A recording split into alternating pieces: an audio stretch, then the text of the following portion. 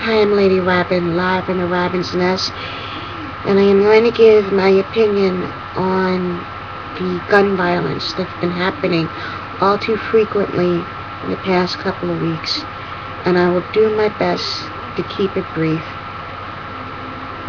I've been trying to wrap my mind around this for the past 3 weeks now, why anybody would do this. One of the things that I've come to realize is that there just isn't any rationalization for it. There's no justification for it whatsoever. I've come to realize, I think we've all come to realize, that the majority of the people who do this are loners, quiet, they keep to themselves, they're alone, they don't have too many friends. And I guess they feel as though the world has trampled on them so much that they're going to trample on the world back. And that they're going to try and go out in a blaze of glory. And that they're going to try and take as many lives with them as they can. They feel as though by doing this, they're making a statement. And that the world will never forget them. They will have some moment of notoriety and fame before they leave this planet. That they will no longer be invisible. Well, to the next would-be shooter, I want to say, if you think you're going to be remembered for this, you won't. In the beginning, you will have some fame. You will have some notoriety.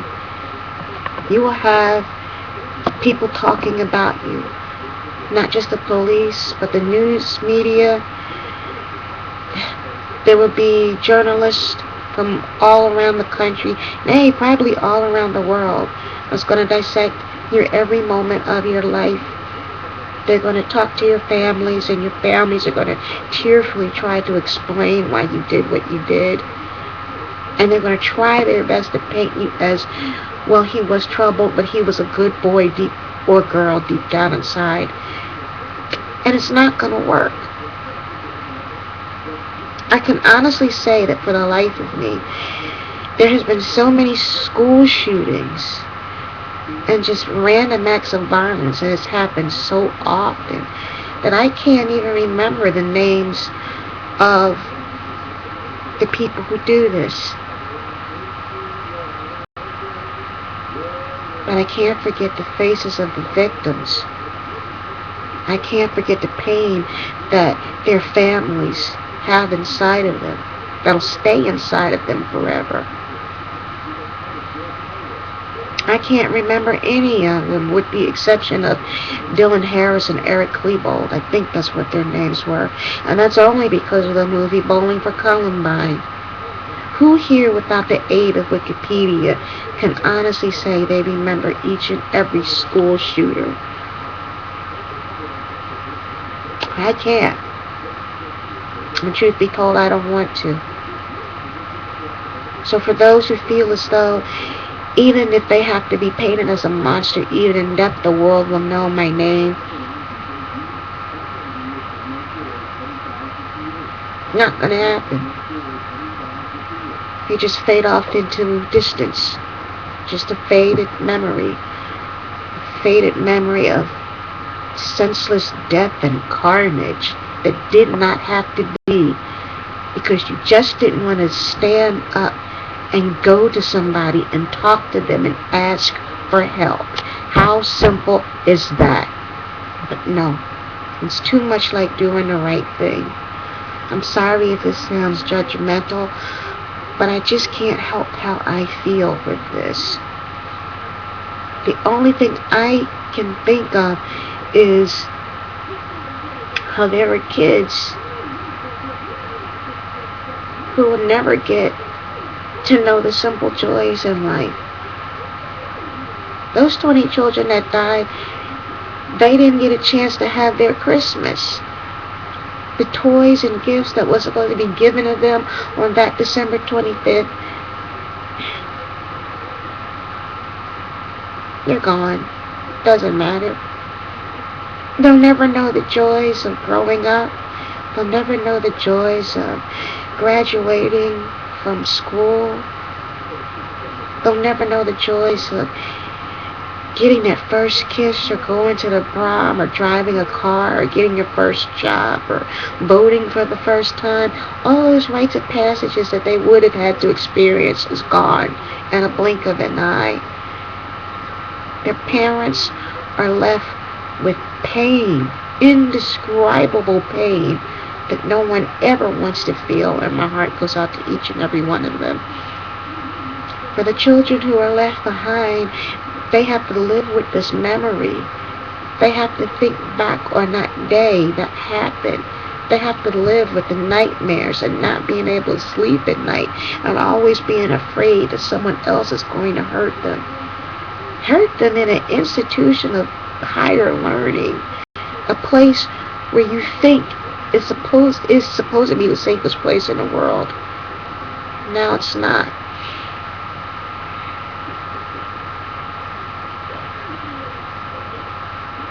So I say to the next would-be shooter, if you just have to do that, if you just can't ask for help, I can't believe I'm going to say this, but it would be better if you took yourself out instead of doing something like that. My hero, Michael Jackson, said, I would rather slit my wrist before I hurt a child. And truth be told, I feel the same way. I would rather slit my wrist than hurt another child. Actually, I would rather do that than hurt anybody.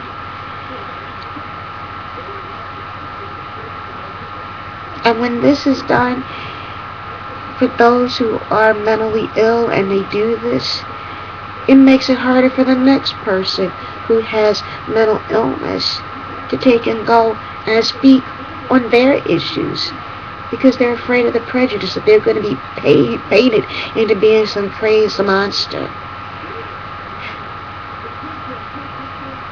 I can't understand why anybody would do this. I can't understand why anybody would shoot people in a school, helpless children, teachers who long to be a part of this profession because they felt as though they're teaching the next generation. Teachers are the secondary parents in our children's lives. They help mold them and shape them. Not to mention the fact that they're still somebody else's child. In their own way, they're children too. Their parents are grieving. The gifts that were bought for them, they have no use for them now. Their Christmas, their life, everything that made this world wonderful for them is gone in a blink of an eye. For anyone who is thinking of doing something like that, please, for the love of God, get help. It's better to talk your problems out and overcome them and live to see another day than to bring about senseless carnage for what? Fleeting fame? You would damn your soul for eternity for that?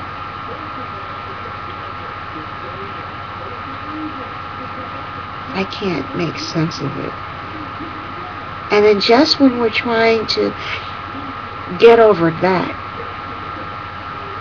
then we have another shooting down in Florida. It's bad enough that we had to deal with the Trayvon Martin incident earlier last year, in February of 2012. Now we have another shooting of a young African American male named Jordan Davis.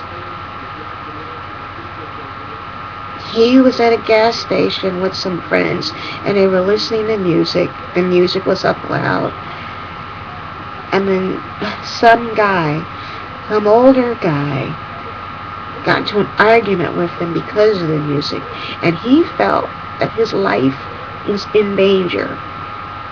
He said that he saw a shotgun in the car when it turns out there wasn't one there. Excuse me.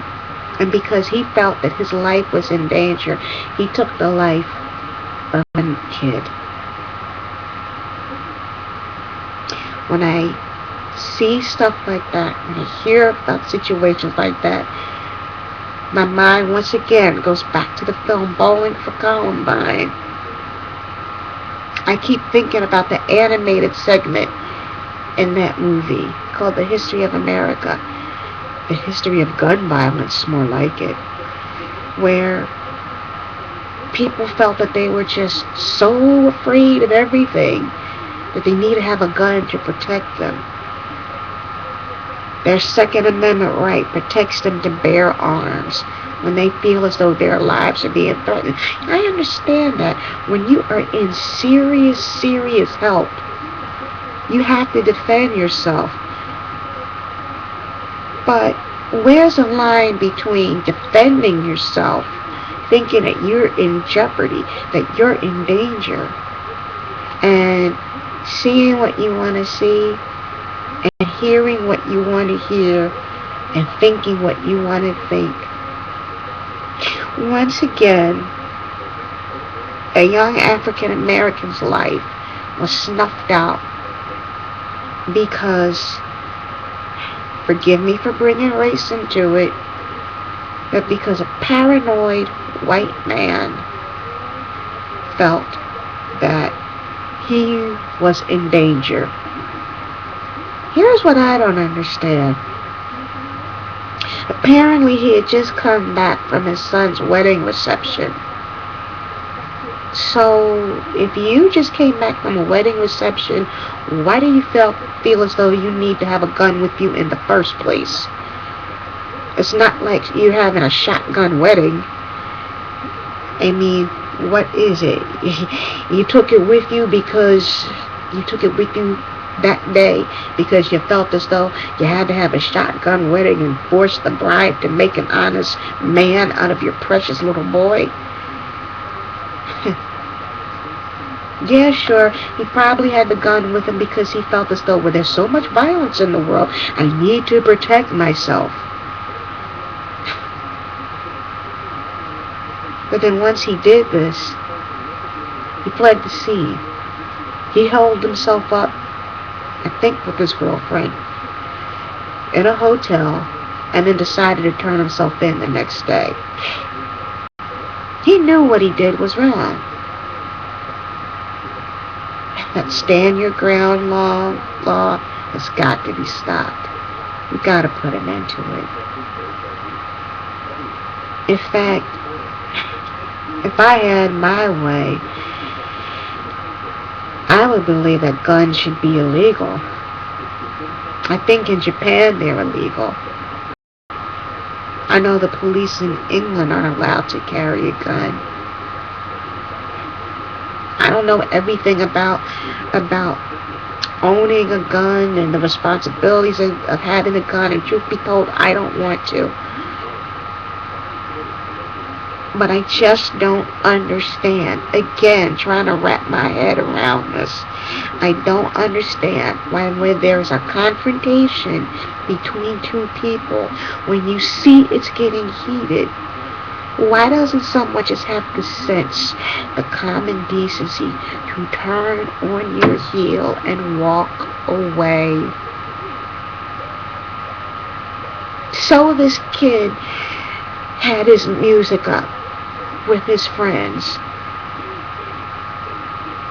Maybe the kid mouthed off at him. I know teenagers can be pretty mouthy sometimes. But you didn't have to do that. That did not have to be. This family has had to bury their child because someone was paranoid and thinking that his life was in danger because some kid was playing music or buying candy. Come on, people. We gotta stop this. We gotta stop thinking that just because someone is black, just because they have attitude in their voice, or they have swagger, or they're wearing a hoodie or whatever, we gotta stop thinking that automatically they're a thug, they're a gangbanger, they're evil, they're gonna hurt me. I'm getting tired of hearing about young black boys being put into the ground. Nice boys who were doing good in school, who wanted to have a career, who wanted to have a life. Once again, that life is snuffed out in a blink of an eye. I just don't understand. Why do we in this country feel as though we have to solve everything with the barrel of a gun?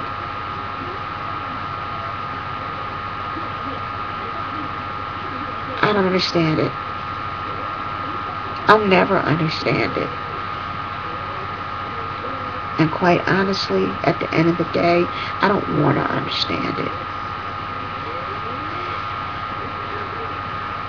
To the families of all the victims, I say, my heart goes out to you.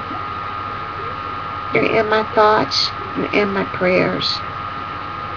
I pray to God that nothing like this ever happens to anyone that I care about. Not my family, not my friends, not even someone I just met on the street. And I pray that maybe the Obama administration will find a way to stop this, to curtail this senseless violence once and for all. And if it doesn't happen in the Obama administration, in the next administration that comes along. We are one of the few countries on this globe who have gun violence, handgun violence, happening in the hundreds of thousands on a regular basis. And in other countries, the violence is in the double or triple digits. I would love to see a day when gun violence across the globe will be reduced to absolute zero, and that mankind will start thinking and start talking to each other, and to stop having misconceptions about each other, and will stop relying on their prejudices and their fear and their anger and the sin that's within their souls. I just look forward to a day when mankind can really take a look at themselves in the mirror, and as Michael said, make that change.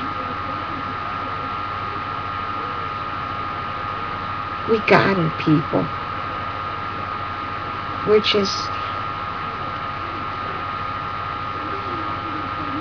We're destroying ourselves. We're destroying ourselves. And one day, we're not going to have anything left.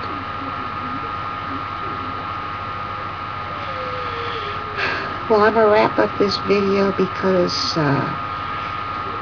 it's giving me a headache. It really is. And if my comments have offended anybody, I'm truly sorry, but I just had to get it off my chest. I'm sorry to have such a heavy topic to talk to you guys about at the beginning of the year, but I'm hoping that this year will be better than last year and the year before that.